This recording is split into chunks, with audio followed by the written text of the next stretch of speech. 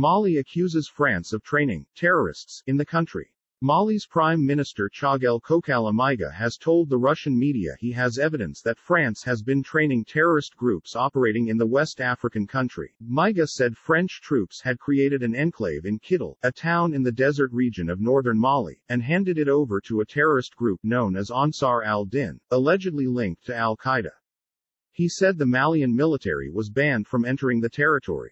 Mali has no access to Kidal. This is an enclave controlled by France, Russia Today reported, citing Maiga's interview to state-owned RIA Novosti on Friday. They have armed groups trained by French officers. We have evidence. We do not understand this situation and do not want to tolerate it. Maiga added that the groups came from Libya.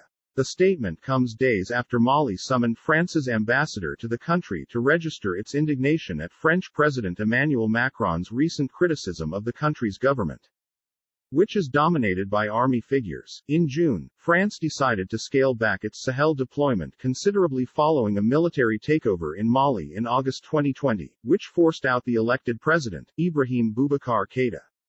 Colonel Assimi Goïta, who led the August coup, installed a civilian-led interim government. But he then deposed the leaders of that government this May in a second coup. Mali has accused France of abandoning the West African country over its decision to reduce its military deployment in the semi-arid Sahel region.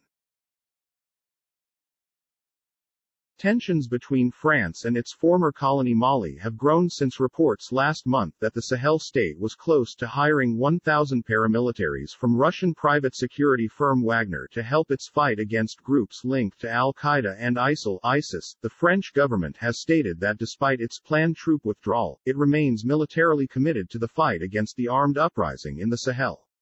France intervened in Mali in 2013 after armed rebels seized control of the north the previous year.